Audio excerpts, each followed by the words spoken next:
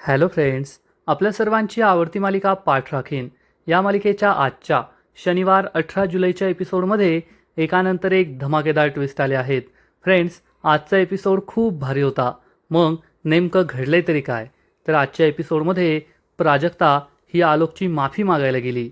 त्या दिवशी पार्टीमध्ये जे काही घडलं ते माझं चुकलं. मला असं वाटलं आतमध्ये आग लागली आहे म्हणून तुम्हाला वाचवण्यासाठी मी दरवाजा उघडला, असं प्राजक्ता म्हणत होती. आणि आलोकच्या डोक्यात सनक गेली. या प्राजक्तामुळेच सगळ्या जगासमोर मी आलो. सगळे मला आता सनकी सनकी म्हणताय, चिडका म्हणताय. असा विचार करून आलोकने चक्क प्राजक्ताचा गळा दाबला. आरव, सुलक्षणा, सुवर्णा या सगळ्यांनी त्याला सोडवण्याचा प्रयत्न केला. सोड आलोक सोड, तिचा जीव घेशील का? आणि आलोक ओरडून म्हणाला, हो, मला तिचा जीवच घ्यायचा आहे. त्यामुळे सगळेच खूप घाबरले आहेत. मग आता आलोक प्राजक्ताचा जीव घेतो की काय? आणि प्राजक्ता अशा सनकी चिडक्या माणसाशी कसं लग्न करणार हे पाहायला खूप मजा येणार आहे. मग हे सगळं नेमकं घडलं तरी कसं हे जाणून घेण्यासाठी हा व्हिडिओ शेवटपर्यंत नक्की पहा. फ्रेंड्स, आजच्या एपिसोडच्या सुरुवातीलाच प्राजक्ता आणि भाग्याची मस्ती सुरू असते. दोघी एकमेकींबरोबर ढिशूम ढिशूम करत असतात आणि प्राजक्ता ही भाग्याला समजावून सांगते, भाग्या, कधीकधी रागाच्या भरात आपण चुकीचे निर्णय घेतो. जसं तू रागात म्हणालीस की मला लग्नच करायचं नाही, आयुष्यभर मी बिन लग्नाची राहणार आहे, परंतु हा निर्णय अतिशय चुकीचा आहे. तुला लग्न तर करावंच लागेल. तर भाग्या प्राजक्ताला म्हणते, पण प्राजू, लग्न करणं काही गरजेचं आहे का? लग्न नाही केलं तरी मी आयुष्य जगूच शकते ना. आता आपण काही चालीरीती मानतो, जसं की लग्नाच्या आधी हातावर ही मेहंदी काढली आणि ती मेहंदी रंगली की नवऱ्याचं तुमच्यावर खूप प्रेम आहे. आणि पहा, माझी मेहंदी एवढी रंगली आहे, पण माझ्या नवऱ्याचं माझ्यावर नाही तर फक्त पैशांवर प्रेम होतं. एक नंबरचा लालची होता तो. आणि अशा नालायक मुलाचं नाव मी माझ्या हातावर लिहिलं. आता काय करायचं? प्राजक्ता ही भाग्याला म्हणते, खरं आहे तुझं, त्याचा विषय सोड, तो तर नालायकच आहे. तुझी मेहंदी दाखव बरं मला. आणि भाग्या तिला मेहंदी दाखवते. प्राजक्ता म्हणते, तुला खरं सांगू ना, तुझ्या त्या रोहनपेक्षा माझं तुझ्यावर जास्त प्रेम आहे. आणि ही मेहंदी त्याच्यासाठी नाही तर माझ्यासाठी रंगली आहे. आणि आता आपल्या दोघांचं प्रेम हे असंच वाढत जाणार. आणि या दोघी पुन्हा एकदा खुश होतात आणि प्राजक्ता रोहनच्या नावावर जोरात ठोसा मारते. त्यामुळे दोघीही जोरजोरात हसू लागतात आणि एकमेकींना घट्ट मिठी मारतात. त्यांच्यासाठी आजचं दुःख हे केव्हाच हवेत विरून गेलेलं असतं. त्या दोघी एकत्र आहेत याचा त्यांना खूप आनंद झालेला असतो. आणि मग दुसरा दिवस उजाडतो आणि सकाळी सकाळीच प्राजक्ता सूर्यवंशींच्या घरी पोहोचते आणि तिच्यासमोर समर आणि समायरा असतात. आपल्या आवडत्या प्राजक्ता टीचरला पाहून समर आणि समायरा खूप खुश होतात आणि तिला येऊन बिलगतात. दोघे म्हणतात, प्राजक्ता टीचर, आम्ही तुला खूप मिस केलं. प्राजक्ता म्हणते, आता मी आले ना. तर ही मुलं सांगतात, पण आमच्या घरात खूप टेन्शन आहे. सगळेजण आमच्यावर चिडचिड करत असतात, कुणी आमच्याबरोबर खेळत पण नाही. आणि आम्ही पिझ्झा मागितला ना तर आम्हाला पिझ्झासुद्धा देत नाही. प्राजक्ता म्हणते, असं आहे का? आज तुमचा अभ्यास झाला ना की मी तुम्हाला पिझ्झा आणून देईल. हे ऐकून मुलं खूप खुश होतात आणि मग प्राजक्ताबरोबर मस्त पकडापकडी खेळत असतात. प्राजक्तासुद्धा त्यांच्याबरोबर एन्जॉय करत असते. पण तेवढ्यात प्रीती तेथे येते आणि प्राजक्ता पुन्हा घरी आली आहे हे पाहून प्रीतीला खूप राग येतो. प्रीती विचार करते, ही प्राजक्ता परत आली का? आता मोठ्या आईंनी पाहण्याच्या आधी या प्राजक्ताला घराबाहेर हाकललं पाहिजे, नाहीतर पुन्हा एकदा त्या आलोक आणि या प्राजक्ताच्या लग्नाचा विषय काढतील. आणि प्रीती ही प्राजक्ताला आवाज देते, प्राजक्ता.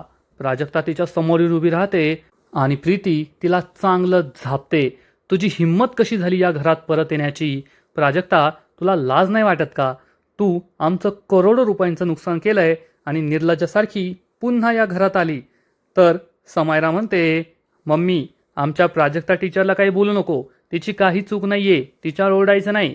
प्रीती चिडून म्हणते, तुम्ही दोघे आतमध्ये जा. हे दोघे आतमध्ये निघून जातात आणि मग प्रीती प्राजक्ताला काही बाही बोलत असते. तुझ्यामुळे आमचं करोडोचं नुकसान झालं. 1 करोडवर किती शून्य असतात तुला माहिती आहे का? तुझ्या 7 पिढ्या आमच्या इथे धुणं भांडं करतील ना तरीसुद्धा एवढे आमचे पैसे फेडता येणार नाही. एवढं मोठं नुकसान केलंय तू आमचं आणि निर्लज्जासारखी येथे परत आली आहे. बिचाऱ्या प्राजक्ताला खूप वाईट वाटत असतं. ती दुःखी होऊन सगळं ऐकून घेत असते. प्रीती म्हणते, तुझ्यासारख्या मुलींचा आहे ना एक प्रॉब्लेम आहे. इतक्या मोठ्या घरात तुला एंट्री मिळाली ना, त्यामुळे तू त्याचा फायदा उचलतीये. तुला हे घर सोडून जायचंच नाहीये. पण आज मी तुला या घरात राहू देणार नाही. आज मी तुला हकलून लावणार. Get out. निघ आत्ताच्या आत्ता येथून. आणि त्याच वेळेस सुलक्षणा तेथे येते आणि प्रीतीवर जोरात ओरडते, प्रीती. सुलक्षणाचा आवाज ऐकून प्रीती खूप घाबरते. सुलक्षणा प्रीतीला जाब विचारते, तुझी हिंमत कशी झाली प्राजक्ताला या घराबाहेर हाकलण्याची? तुला 1000 वेळेस सांगितलंय, या सूर्यवंशींच्या घरात सुलक्षणा सूर्यवंशीचा शब्द शेवटचा. तिच्या पुढे जाण्याची हिंमत कुणी केलीही नाही आणि यानंतर कुणी करणारही नाही. सुलक्षणा या प्रीतीला चांगलंच झापते. प्राजक्तासमोर आपला अपमान होतोय हे पाहून प्रीतीला खूप राग येतो. अंबिका सुद्धा घाबरलेली असते. आणि मग प्रीती मनात विचार करते, या सुलक्षणाला माहीतच नाहीये की आलोक आणि प्राजक्ताचं लग्न करून द्यायचा तिचा प्लॅन मला माहिती आहे. काहीतरी वेगळं बोलावं लागेल. आणि प्रीती म्हणते, मोठी आई तुम्ही असं का करताय? जर हे सगळं नुकसान माझ्या किंवा श्रेयसच्या हातून झालं असतं तर तुम्ही आम्हाला घराबाहेर काढलं असतं.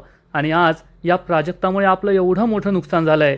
आलोक भाऊजींची बदनामी झाली, आपल्या बिझनेसची बदनामी झाली, करोडो रुपयांचं नुकसान झालंय.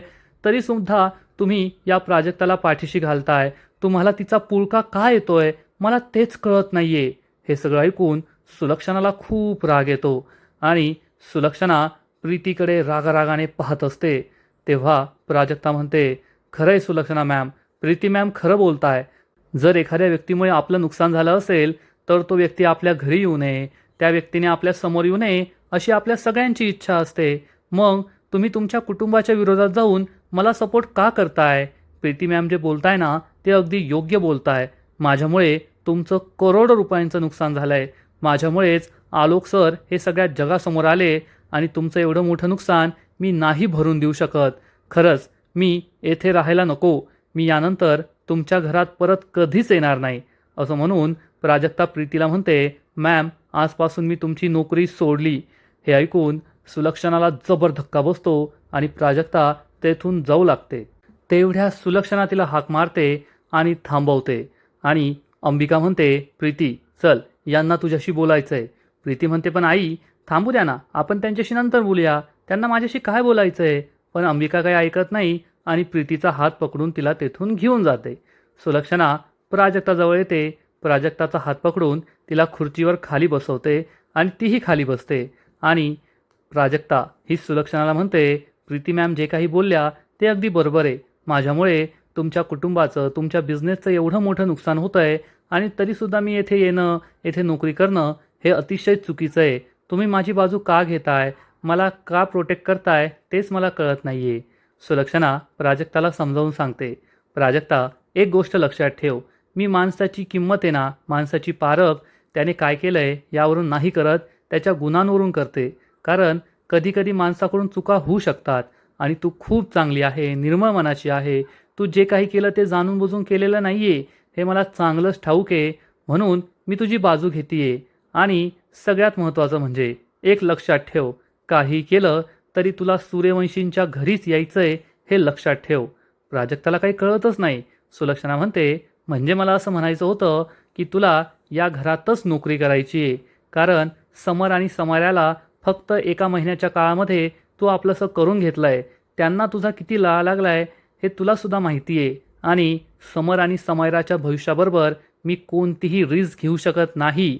मला समर आणि समायरा त्या प्रीतीसारखी उर्मट व्हायला नको आहे. त्यांचा स्वभाव प्रीतीसारखा व्हायला नको आहे. म्हणून तूच त्यांची ट्युशन टीचर असावी अशी माझी इच्छा आहे. हे सगळं ऐकून प्राजक्ता खुश होते आणि सुलक्षणा तिला समजावून सांगते, हे पहा, या घरात मी जे सांगेल तेच होतं. त्यामुळे यानंतर प्रीती किंवा इतर कुणीही तुला घराबाहेर जायला सांगितलं, घरातून हाकलून दिलं तर त्यांचं ऐकायचं नाही, माझ्याशी येऊन बोलायचं. तसं मी त्यांना सांगून ठेवते. यानंतर तुझ्याबरोबर असं होणार नाही.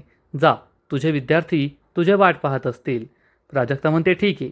प्राजक्ता जाऊ लागते पण काहीतरी विचार करून थांबते आणि सुलक्षणाला विचारते, सुलक्षणा मॅम आलोक सर आहेत का घरी? सुलक्षणाला मोठा धक्काच बसतो. सगुणा विचारते, आलोकबरोबर तुझं काय काम आहे, काही बोलायचं आहे का? तर प्राजक्ता सांगते, हो, पार्टीच्या दिवशी माझ्यामुळे ते जगासमोर आले, मला त्यांना सॉरी म्हणायचं आहे, त्यांची माफी मागायची आहे. सुलक्षणा सांगते, नाही नाही, तो घरी नाही आहे, तो ट्रीटमेंटसाठी हॉस्पिटलमध्ये गेला आहे, तो घरी आला की मी त्याला सांगेल. प्राजक्ता म्हणते, ठीक आहे. आणि प्राजक्ता समर आणि समायराच्या रूममध्ये निघून जाते. आता प्राजक्ता आणि आलोकला एकमेकांच्या समोर कसं आणायचं हा सगळ्यात मोठा प्रश्न सुलक्षणासमोर असतो. आणि इकडे आलोक हा कोठेही हॉस्पिटलमध्ये गेलेला नाही आहे, तर आलोक हा घरीच असतो, त्याच्या रूममध्ये पेंटिंग करत असतो. तेवढ्यात आरव तेथे येतो आणि म्हणतो, दादा एक काम कर, तू आहे ना आज मला पेंटिंग शिकव. आलोक विचारतो, तुला इथे कोणी बनवलं? ए चल निघ. आरव म्हणतो, काय यार, मी तुला पेंटिंग शिकवायला बोलतोय आणि तू मला हाकलून देतोय इथून. आलोक चिडून म्हणतो, तू येथे शिकायला आलाय, 10 मिनिटं शिकशील, मग तुझं काही महत्त्वाचं काम तुला आठवेल आणि इथून निघून जाशील, म्हणजे माझा वेळ वाया जाईल. त्यापेक्षा तुझ्यासारख्या माणसांबरोबर माझा वेळ वाया घालवण्यापेक्षा मी माझं माझं काहीतरी करत बसतो. आरव म्हणतो, अरे दादा, त्या दिवशीसाठी मी तुला सॉरी म्हटलोय ना, असं नको करू. पण आलोक काही ऐकत नाही. आलोक म्हणतो, गेट लॉस्ट, तुला एकदा सांगितलेलं कळत नाही का? आणि तो आपली आपली पेंटिंग करतो. आरवला समजतं हा असं काही ऐकणार नाहीये. आरव लगेच तेथे काही कॅनव्हास असतात, ते कॅनव्हास उचलतो आणि म्हणतो, तू तुझा कॅनव्हास काढून घे, मला काहीतरी काढायचं आहे. आलोक चिडून म्हणतो, आरव तू माझ्या डोक्यात जातो या, तू येथे काही करू नको, मारेल मी तुला. तर आलोकला आरव म्हणतो, असं कसं, मी तुला म्हटलं मला शिकव, तर तू मला शिकवायलाही तयार नाहीये. आता मी माझं माझं करतोय, तर माझं मला करू दे. आणि आरव या कॅनव्हासवर त्याची त्याची काही पेंटिंग काढण्याचा प्रयत्न करतो. तर आलोक विचारतो, एक तर पहिली गोष्ट, हे तू कुणाच्या परमिशनने करतोय? तू या ब्रशला या कलर्सला हात कसा लावला? काहीतरी घाणेरडं करून ठेवशील. आणि तो त्याच्याकडून हिसकावण्याचा प्रयत्न करतो. आरव हा त्याच्याकडे देऊन टाकतो आणि मग आलोक त्याला गुदगुल्या करतो आणि त्यामुळे आलोकला मोठा धक्काच बसतो. आलोक हसू लागतो आणि म्हणतो, हे नको करू. पण आरव पुन्हा एकदा त्याला असं बोट लावतो. आलोक हा थोडा थोडा हसत असतो, आरव हा जास्त हसत असतो आणि पुन्हा पुन्हा त्याला असं बोट लावत असतो. आलोक त्याला चिडून म्हणतो, आरव शेवटचं सांगतोय बरं का, मार खाशील. तर आरव म्हणतो, हो मार खायला तयार आहे, पण तू आधी माझं माझं पेंटिंग करू दे. आणि तो आपलं पेंटिंग करत असतो आणि आलोकला पाठमोरा व्हायला सांगतो. म्हणतो, हे माझं पेंटिंग आहे, हे मला करू दे आणि मग तू पहा तुझ्यासाठी सरप्राईज आहे. आणि आरव चक्क या कॅनव्हासवर आय ॲम सॉरी असं लिहितो. आलोक म्हणतो, अरे अजून किती वेळ? आरव म्हणतो, दादा फक्त थोडा वेळ. आणि तो आय ॲम सॉरी लिहितो. मग लिहून झाल्यानंतर आलोकला या आय ॲम सॉरीच्या समोर घेऊन जातो आणि हे आय ॲम सॉरी पाहून आरव आणि आलोक हे दोघे खूप इमोशनल होतात आणि आलोक हा आरवच्या अंगावर चक्क हे कॅनव्हासमधील पेंटिंग फेकून मारणार, पण तो चेष्टा करत असतो आणि दोघेही भाऊ एकमेकांना घट्ट मिठी मारतात. त्यांच्यातील भांडण संपलेलं असतं. दोघे खूप खुश होतात. दुसरीकडे चारू आणि आजी या दोघी बसलेल्या असतात. चारू अजूनही खूप दुःखी असते. आजी तिला समजावून सांगते, चारू तू जर अशी हातावर हात धरून बसली तर कसं होणार आहे? उलट तू आता काहीतरी करायला हवं, नव्या उमेदीने उठून उभं राहायला हवं. चारू विचारते, आई आता मी तरी काय करू शकते? आई तिला समजावून सांगते, चारू तूच अशी गळून बसलीस तर भाग्याचं काय होईल? चारू म्हणते, आता भाग्याला पुन्हा लग्नासाठी तयार करण्याची हिंमत माझ्यात नाहीये. आणि तेवढ्यात भाग्या उठून बाहेर येते. आजी तिला प्रेमाने जवळ घेते आणि विचारते, बरीस ना तू? भाग्या म्हणते, हो मी बरी आहे, मला काय धाड भरली आहे? भाग्या बसते आणि विचारते, आई 11 वाजलेत, मला तुम्ही सकाळी लवकर का नाही उठवलं? तर चारू म्हणते, थांब मी तुझ्यासाठी चहा घेऊन येते. चारू चहा घ्यायला जाते आणि आजी म्हणते, अगं काल तू खूप थकली होतीस ना, म्हणून म्हटलं उगाच तुला लवकर उठवायला नको, तेवढाच तुझा आराम होईल. तर भाग्य चिडून म्हणते, मी काल लग्न मोडून आले, काय कोठे युद्ध लढायला नव्हते गेले, काही पण काय बोलतेस? आजीची बोलतीच बंद होते. तेवढ्यात चारू तिच्यासाठी चहा घेऊन येते आणि म्हणते, बाळा हा घे चहा. भाग्य चिडून म्हणते, आई तुम्ही असं का वागताय माझ्याशी? मी काय कुकुलं बाळ आहे का? आणि आईच्या भाषेत मला तळ हाताच्या फोडाप्रमाणे जपू नका, माझ्याशी नॉर्मल वागा. चारू ही काहीच बोलत नाही. तर आजी म्हणते, अगं भाग्या असं निराश व्हायचं नाही, मी तर कामाला सुद्धा लागले आहे. भाग्या विचारते, कोणतं काम? आजी सांगते, अगं माझी एक चुलत बहीण आहे, तिचा नातू आहे ना लग्नाचा आहे, मी तुझ्या आणि त्याच्या लग्नाचा विषय काढला आहे.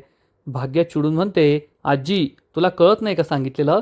मी कालच म्हणाले ना की मला आयुष्यात कधीच लग्न करायचं नाहीये, मला बिन लग्नाचं राहायचं आहे. तर आजी म्हणते, अगं भाग्या हे बोलायला छान वाटतं, पण समाजात आहे ना अशा बिनलग्नाच्या मुलींना. तर भाग्या चिडून म्हणते, अरे गेला समाज उडत, मला काही घेणं देणं नाही आहे त्यांचं, हे माझं आयुष्य आहे, मी ठरवणार माझ्या आयुष्यात काय करायचं आणि काय नाही करायचं. तर भाग्याची आजी म्हणते, अगं असं काय बोलतेस तू? भाग्या या दोघींना जाब विचारते. असं आहे का की लग्न केल्यावरच माणूस सुखी होतो आणि लग्न केलं नाही तर माणूस दुःखी राहतो? मी ठरवलंय माझ्या आयुष्यात की मला लग्न करायचं नाहीये. कधीच लग्न करायचं नाहीये. मी जशी आहे ना तशी सुखी आहे. चारू म्हणते, अगं पण भाग्या. तर भाग्या तिला समजावून सांगते, आई मी घरी असेल किंवा लग्न करणार नाही याचा अर्थ मी आयुष्यभर तुमच्यावर ओझं बनून राहील असा होत नाही. काहीतरी करेल मी आयुष्यात. नोकरी करेल किंवा डान्स क्लास सुरू करेल, एखादा बिझनेस करेल. काय करेल आत्ता मला माहीत नाही, पण मला लग्न नाही करायचं आहे एवढं मात्र मला माहिती आहे, माझं पक्कं ठरलं आहे. असं म्हणून भाग्या रागारागाने घरात निघून जाते. आजी आणि चारूला खूप टेन्शन आलेलं असतं की आता या मुलीचं पुढे काय होईल. आणि इकडे सूर्यवंशींच्या घरी एक डिलिव्हरी बॉय पार्सल द्यायला येतो आणि तेवढ्यात आलोक हे पार्सल घ्यायला येतो. त्याच्या मागे प्रीती असते.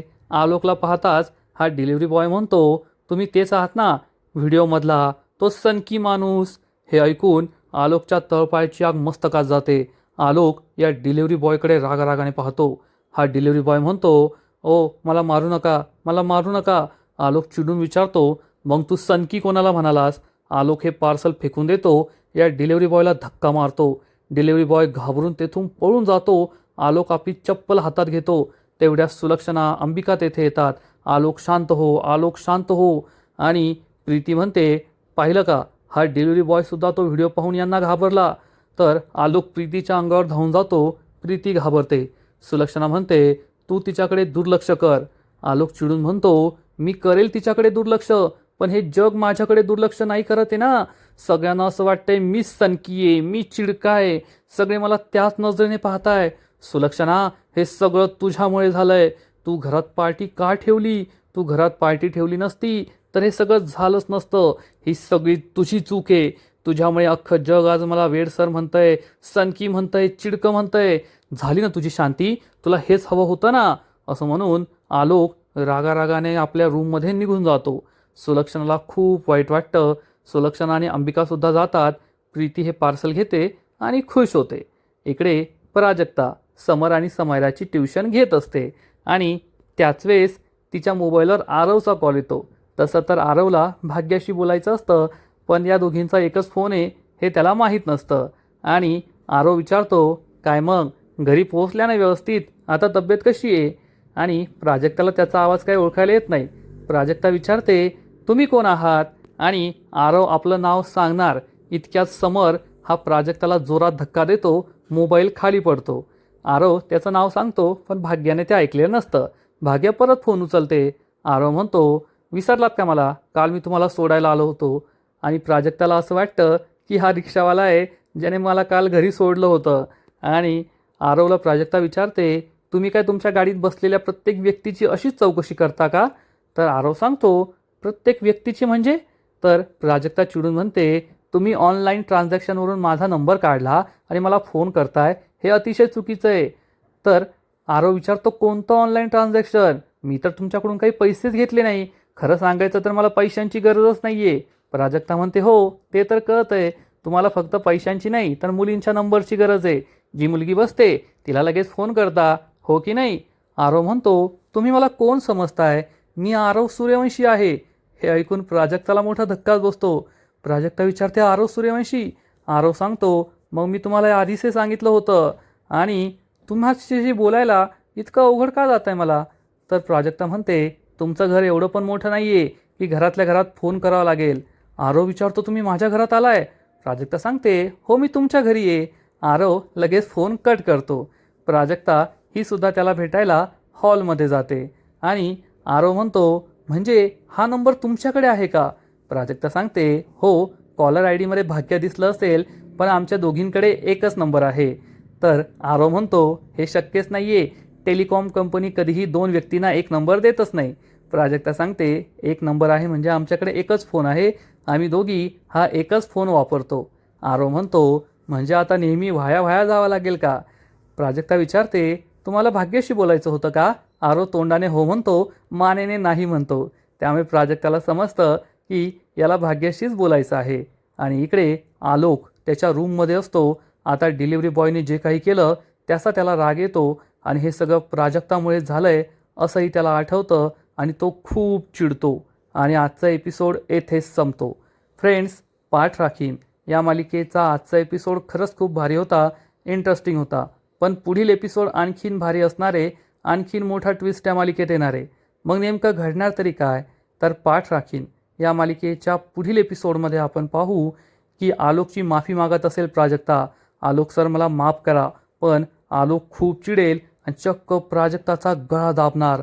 आरव, सुलक्षणा, अंबिका, सगुणा सगळे तिला सोडवण्याचा प्रयत्न करतील, परंतु आलोक काही प्राजक्ताचा गळा सोडणार नाही. सुलक्षणा चिडून विचारेल, अरे काय जीव घेतो की काय तिचा? आणि आलोक म्हणेल, हो, मला तिचा जीव घ्यायचा आहे. मग आता पुढे काय होईल हे तर उद्याच्याच एपिसोडमध्ये कळेल. तर फ्रेंड्स, तुम्हाला सुद्धा पाठ राखीन मालिका आवडते का? नक्कीच कमेंट करून सांगा. आणि या मालिकेचे असेच नवीन नवीन एपिसोड, नवीन नवीन अपडेट सर्वात आधी पाहण्यासाठी व्हिडिओला लाईक करा, शेअर करा, चॅनलला सबस्क्राईब करून बेल आयकॉनवर क्लिक करा. म्हणजे या मालिकेचे नवीन नवीन एपिसोड तुम्हाला सर्वात आधी पाहायला मिळतील. खूप खूप खूप धन्यवाद.